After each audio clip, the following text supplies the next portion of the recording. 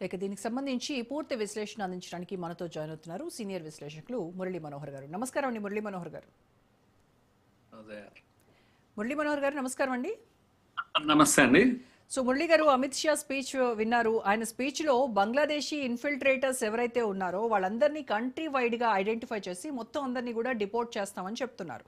అయితే ఈ policy implementation లో ఉన్నటువంటి మెయిన్ ఛాలెంజెస్ అంటే ఏం చెప్తారు sir? Main challenges political narratives, political rivalry. Politics లో ఈ విషయంలో ఎటువంటి కోఆపరేషన్ ఉండదు, పైగా వ్యతిరేకం. ఎందుకంటే వాళ్ళని కాపాడుకోవాలని అనుకునేటువంటి రాజకీయ పార్టీలు ఒకవైపు, వాళ్ళని ఇక్కడ నుంచి పంపించాలని అనుకునేటువంటి రాజకీయాలు ఇంకొక వైపు. కనుక ఇంతకాలం కూడా వాళ్ళకి ఇక్కడ ఇంత హాయిగా ఉండగలిగారు, అన్ని సౌకర్యాలు ఇక్కడ పొందుతూ, ఇక్కడ ఉన్న భారతీయులతో సమానమైన జీవితాన్ని గడుపుతూ, అవసరమైనప్పుడు వాళ్ళ భూములను 1,00,000 బిఘాల భూమి, ఒక్క అస్సాంలోనే 1,00,000 బిఘాల భూమిని అస్సాం హేమంత్ బిశ్వ శర్మ ప్రభుత్వము తిరిగి వాళ్ళ దగ్గర నుంచి లాగేసుకున్నది. అంటే మీరు అర్థం చేసుకోండి ఈ చొరబాటుదారుల యొక్క దుర్మార్గం ఎంత దూరము అంటే, వచ్చి ఇక్కడ ఏదో బ్రతుకుతున్నారు అంటే కాదు. ఇక్కడున్న వాళ్ళ సౌకర్యాలను, ఇక్కడున్న వాళ్ళ భూములను కూడా లాక్కొని పైగా దౌర్జన్యం చేస్తూ ఇక్కడున్న వాళ్ళ పైన అన్నిటికంటే పొలిటికల్ షెల్టర్, పొలిటికల్ ప్యాటర్నైజేషన్ జరుగుతూ ఉంది. అందుకని ఇన్నాళ్ళుగా కాంగ్రెస్ కానీ ఇతర మమతా బెనర్జీ కానీ ఇక్కడ బంగ్లాదేశ్లో ఈ ప్రభుత్వాలు, అంతకుముందు కమ్యూనిస్టులు కానీ వీళ్ళందరి యొక్క సహాయం ఉంది, తోడు నీడ లాగా ఉండి వాళ్ళని చూసుకునేసరికి వాళ్ళు హాయిగా యథేచ్ఛగా రావడము, ఇక్కడ హాయిగా బ్రతకడము, పైనుంచి ఇక్కడి వాళ్ళ సౌకర్యాలను కూడా లాగేసుకోవడం. ఇది ఒక్కటే ప్రధానమైన కారణం అమ్మా, మన కళ్ళకు కనపడుతున్నటువంటి విషయం. సో నేషనల్ సెక్యూరిటీకి ఇది ఖచ్చితంగా హెల్ప్ అవుతుందంటారు? తప్పకుండా. ఇది వాళ్ళు ఉండడం అనేది చాలా థ్రెట్. అది వాళ్ళు ఎంత తొందరగా పోతే అంత నేషనల్ సెక్యూరిటీ కూడా సేఫ్గా ఉంటుంది, ప్రజలు ప్రశాంతంగా బ్రతకగలుగుతారు. కనుక మనకు గుర్తుంచుకోవాల్సింది అతిపెద్ద సమస్య ఇది అంటే బార్డర్, చాలా లెందీ బార్డర్ బంగ్లాదేశ్తో ఉంది మనకు. ఎందుకంటే బంగ్లాదేశ్ చుట్టూ మనం ఉన్నాం, దేశం మధ్యలో ఉంది, చుట్టూ మనమే, అన్ని దేశాల్లో మనమే ఉన్నాం. మనం ఇంత పెద్ద బార్డర్ ఇంకా ఏ కంట్రీతో లేదు మనకు, చాలా లెందీ బార్డర్. అలాంటి బార్డర్ను కాపాడుకోవడం కూడా చాలా సమస్య. ఎందుకంటే అది మొన్నటి వరకు మనతో కలిసి ఉన్నది, మన దేశంలో ఒక భాగంగా ఉండేది. దాంతో ఏమైందంటే ఆ గ్రామాలు, ఇవి నదులు, పైనుంచి 2 పెద్ద నదులు, బ్రహ్మపుత్ర, గంగా, ఇక్కడ బెంగాల్ నుంచి గంగా వెళ్ళి కలుస్తుంది, అస్సాం నుంచి బ్రహ్మపుత్ర వస్తుంది. ఈ 2 పెద్ద నదుల మధ్యర పైగా ఇంత పెద్ద బార్డర్తో ఉండేసరికి ప్రజలు ఎక్కడైనా అటు ప్రజలు ఇటు వాళ్ళు అక్కడికి పశువులు, కోళ్ళు లాంటివి కూడా ఈజీగా బార్డర్స్ క్రాస్ చేసి అవి తిరగడం అనేది సాధారణమైనటువంటి విషయం. ఇప్పుడు మెల్లమెల్లగా చాలా ఏళ్ల తర్వాత ఫెన్సింగ్ జరుగుతూ ఉంది, ఇంకా కొంత ఉంది, ఫెన్సింగ్ పూర్తి కాలేదు. కనుక ఎంత ఫెన్సింగ్ అయినా కూడా కష్టమైనటువంటి విషయమే ఇది. ప్రభుత్వాలకు కూడా ఛాలెంజే, కానీ పట్టింపు కూడా లేకుండే గతంలో. అదొక దేశము, మనతో సంబంధం లేదు కనుక వాళ్ళని ఆపాలి అనేటువంటి సంకల్పం గత ప్రభుత్వాల్లో ఉండేది కాదు.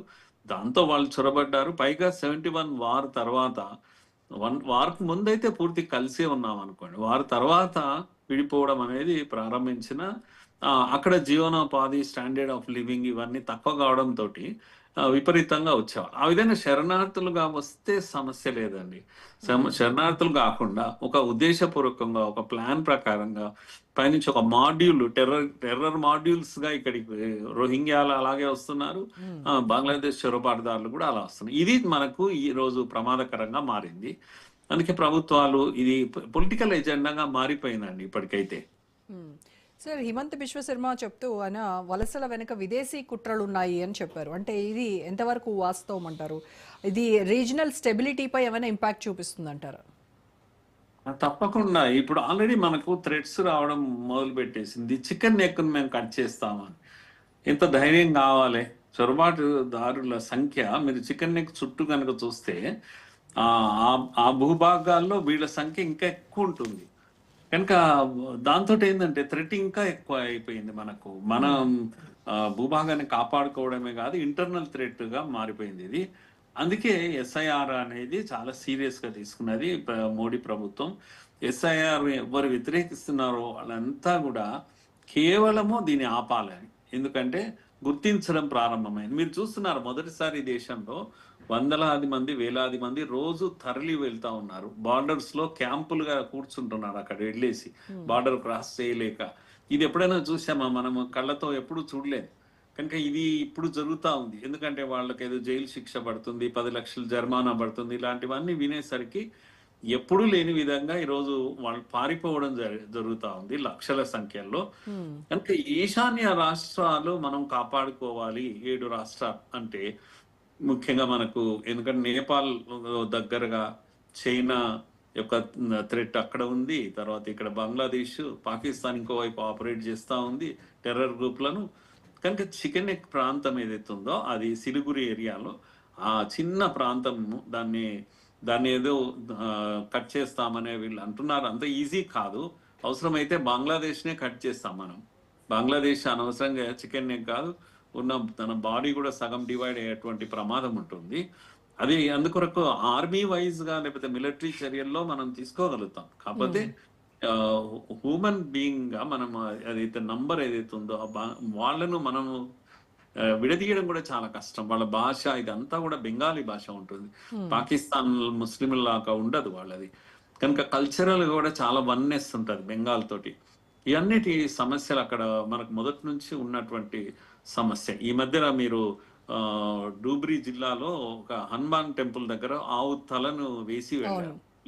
ఇవి అసలైనటువంటి థ్రెట్ అన్నట్టు. అంటే ఇప్పుడు హిందువులు ముస్లింలు తన్నుకోవాలి.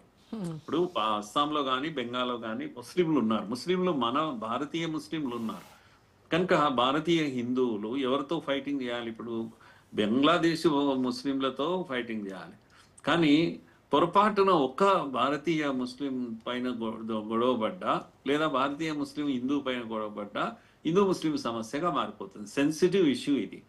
కనుక ఇవన్నీ కుట్రలు కాకపోతే ఇంకేమంటారు? ఒక ఆవు తలని తీసుకొచ్చి అక్కడ వేయడము. సోషల్ మీడియాలో ఒకేసారి వేల సంఖ్యలో ఈ యొక్క డూప్లికేట్ సోషల్ మీడియా వచ్చేసి క్యాంపెయిన్ స్టార్ట్ చేసి 5,000 సోషల్ మీడియాను రెడ్ హ్యాండెడ్ గా పట్టుకున్నారు, ఆధారాలతో పట్టుకున్నారు. అస్సాం ముఖ్యమంత్రి పట్టుకున్నాడు. కనుక ఇవన్నీ కూడా కుట్రలో భాగము, మన పైన చేస్తున్నటువంటి కుట్రలని మనం అనుకోవాలి. ఇది గతంలో నిర్లక్ష్యం చేయడం వల్ల ఇంత దూరం వచ్చింది. ఇప్పుడు